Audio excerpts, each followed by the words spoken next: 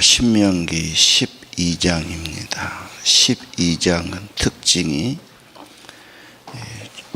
택하신 예배 처소에서 중앙성소에서 예배를 드려라. 하나님의 계시에 따라서 택하신 곳에서 통일성을 가진 예배를 드려야 한다. 이렇게 지금 말씀하십니다. 1절에 보면 하나님이 택하신 곳, 약속하신 곳, 가나안 땅에 들어가서 이렇게 해야 된다. 신명기의 특징이죠. 가나안 땅에 가서는 이렇게 해야 된다. 그 규칙을 말씀한 겁니다. 2절 이하는 우상을 박멸하라. 그래서 높은 곳마다 다 신당을 세워놨어요. 우상의 제단, 그거 다 부숴버려야 된다. 불태워버리고 찍어버리고. 그래서 높은 장소마다 하늘이 가깝다 해서 신당을 다 했는데, 그런 주상들, 신상들, 바알의 상, 아세라 상 다 박멸해버려라. 쥐를 박멸한다. 기생충을 박멸한다. 그래서 완전히 없애야 된다. 거긴 아주 타락하고 음란하고 잘못된 문화들이 있는 곳이다. 그래서 우상을 멸하라는 것이 첫 번째 하나님의 규칙입니다. 5절 이하 하나님의 택하신 곳에 가서 거기서 번제와 제물, 11조, 서원제, 예물을 드려라. 하나님이 예배하는 백성, 구원받은 백성 출애굽기는 예배를 위해서, 하나님의 친백성 만들기 위해서거든요. 그래서 거기에 너희들의 제사, 제단을 쌓고 제물을 드려라. 7절에 보니까 하나님 앞에서 즐거워하라 그랬어요. 온 가족이 우리가 하나님이 복 주신 것을 감사하고 즐거워하고. 참 이 말이 우리에게 특별히 와닿지요. 하나님 때문에 즐거워하라. 주신 축복과 은혜를 기억하며 너희와 너희 가족이 즐거워할지니라. 그래서 우리 신앙은 가족적인 문화가 되지요. 가족의 전통이 되고, 하나님을 섬기고 감사하는 문화, 예배드리고 기뻐하는 것 중요하다고 봅니다. 하나님이 기뻐하신 일이죠. 자, 8절에 보면 이런 말씀이죠. 그전에는 너희 소견대로 자기 좋을 대로 했어요. 그러나 이제 가나안 땅에 가면 그러면 안 된다. 가나안 땅에 가면은 11절에 그랬죠. 여호와가 자기 이름을 두시는 곳, 여호와가 선택하신 그곳, 여호와가 명령하는 그 예배를 드려라. 거기에 번제 전부 바치는 거죠. 희생을 드린다. 11조를 바친다. 하나님 앞에는 바치는 신앙, 희생이 들어가는 사랑과 헌신, 가치 있고 귀한 겁니다. 하나님이 이름을 빼면은 내가 뭐한다고 희생하고 뭐한다고 바치냐, 택도 없다고 생각할 겁니다. 그래서 불신자들은 헌신한다, 헌금한다 굉장히 싫어하고 오해합니다. 그러나 모든 것이 하나님이 주셨다는 신앙, 천하의 모든 것이 그분이 주권이라는 신앙, 그분이 주신 만큼 은혜를 감사하고 바치라는 말씀이 있죠. 그래서 예배에는 희생이란 말과 같습니다. 나 자신을 드리는 거죠. 시간도 드리고 몸도 드리고 예물도 드리는 거. 자, 즐거워할 것이요 나오지요. 거기 노비까지, 자녀까지 포함됩니다. 또 레위는 하나님의 성전에 봉사하는 사람이 있죠. 그들과 함께 먹으라, 함께 즐거워하라, 함께 그래서 즐겁다는 말, 축한다는 말과 같죠. 예. 13절 또 그랬죠. 아무 데서나 하지 말고 하나님의 택하신 곳, 중앙 성소고 예루살렘 성전을 말합니다. 신명기 특징은 신앙의 통일을 위해서 다 한 곳에서 하나님이 계시한 대로 그렇게 드리라는 것을 말하죠.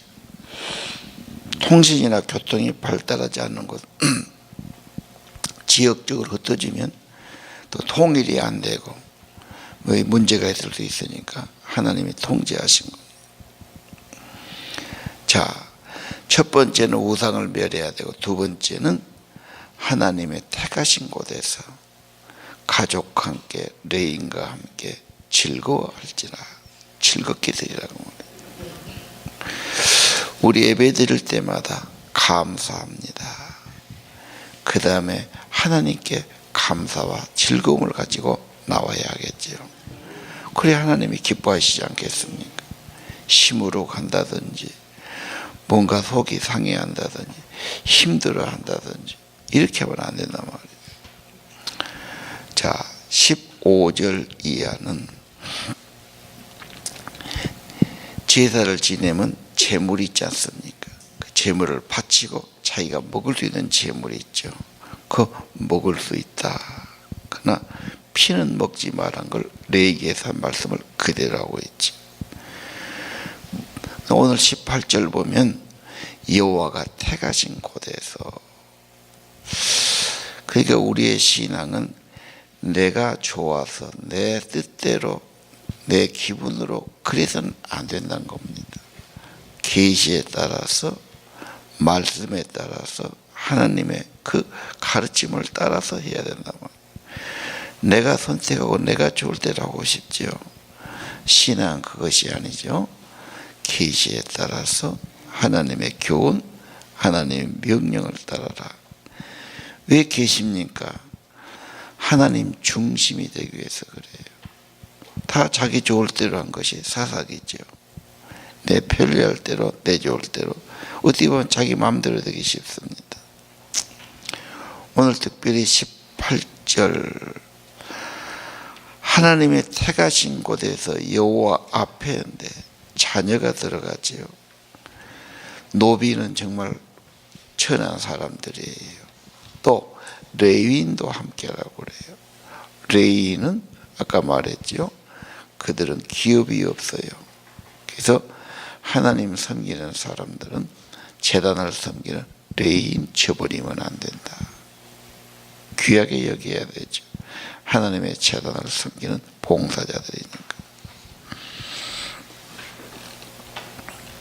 예배가 중요하면 예배의 봉사는 사람들이 중요하다.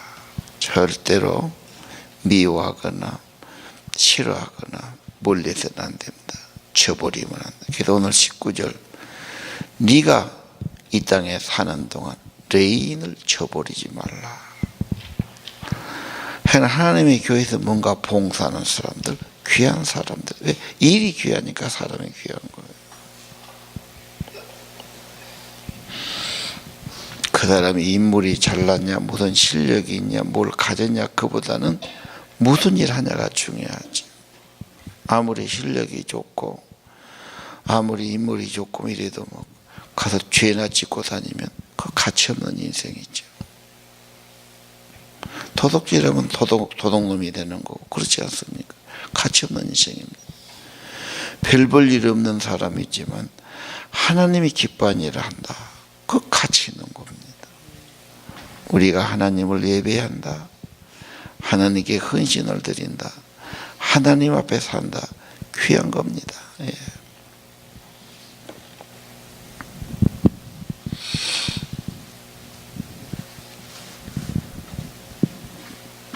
(25절) 피를 먹지 말라.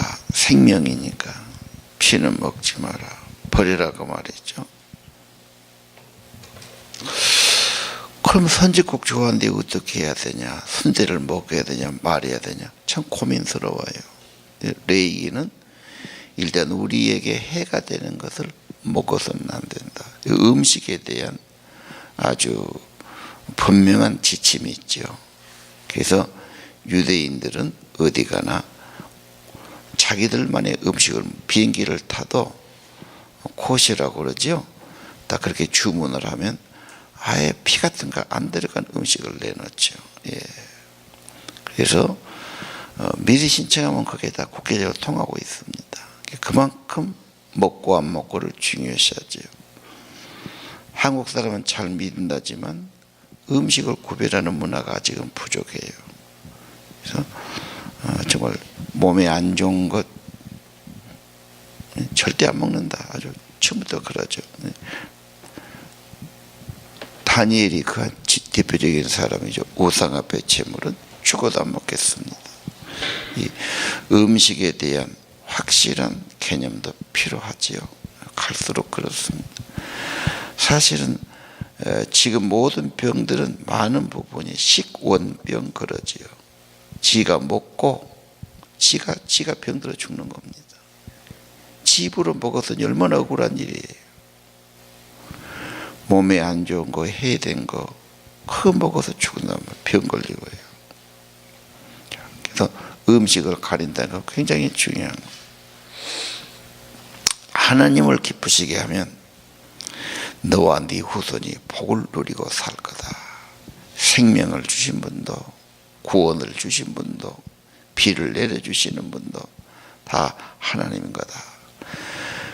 그 다음 26절 택하신 곳으로 가라고 그랬죠.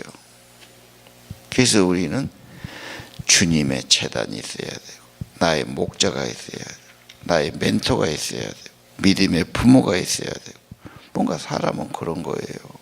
그냥 나 혼자가 좀 불안하지 않습니까? 택하신 곳으로 가라.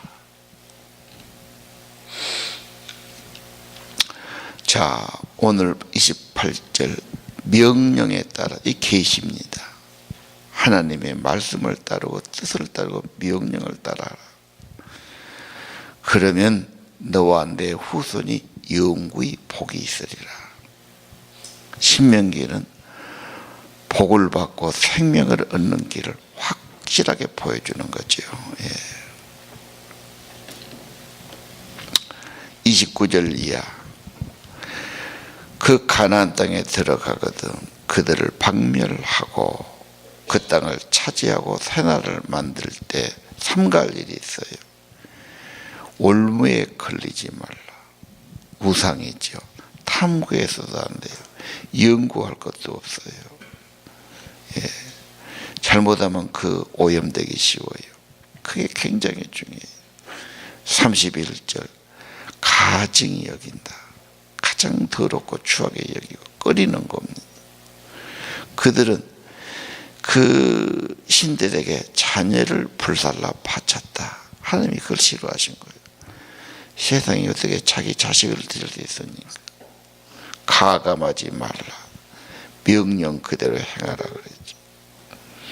자, 우리 신명기를 보면서 성경의 말씀은 하나님의 명령과 계시를 따라서 인간은 자기식으로 하고 싶지요. 자기가 좋을 대로, 자기 선한 대로, 자기 소견대로 하고 싶습니다. 이것이 카인의 예배고, 다른 부류들은 나답과 아비후의 예배고, 뭔가 자기식으로 자기 이름으로 하고 싶어하는 거죠. 신앙은 가나안에 들어갈 때 요단강을 건너야지요. 반드시 자기를 십자가에 못 박는 겁니다. 그래야 부활의 성령이 그 안에 같이 해 주실 겁니다. 쉬우면서도 어려워요. 왜 성령과 동행하고 성령의 인도와 감동과 충만받지 못할까? 자아가 문제죠. 로마서예요. 언제나 자아는 십자가에 못 박아야 돼요. 자기를 부인해야 돼요. 오직 예수, 오직 성령으로 살아야 돼요. 신앙생활은 성령이에요. 성령으로 예배하고 성령으로 기도하고 성령으로 봉사. 믿음과 순종도 성령으로 됩니다. 그래서 로마서 8장에 성령의 사람이 승리하는 것을 쫙 보여줬죠. 교회 생활, 신앙 생활은 성령으로 사는 겁니다. 은혜가 되고 생명이 있는 것이죠. 거기에는 반드시 자기 부인과 죽음이 있어야 됩니다. 아니, 자기를 날마다 부인하고 예수를 주로 모시고 따르는 거죠. 오늘 29절 이하 세상은 그러네요. 자기를 개발해라, 자기를 가꾸어라, 자기를 나타내라, 자기 이름을, 전부 자기입니다. 자기 신을 섬기는 거죠. 그래서 우리도 세상하고 살다 보면 자연히 물이 들고 습관이 되고 따라가고 전염이 됩니다. 자기 소견대로 나는 언제나 죄뿐이고 정욕뿐이고 나는 온전하지 못합니다. 내가 아니라 하나님의 계시를 따라, 명령을 따라, 말씀을 따라 살겠습니다. 언제나 하나님 중심, 말씀 중심이 되기를 원합니다. 그리고 성령의 인도와 감동과 성령의 감동을 따라 살기를 바랍니다. 기도드립시다.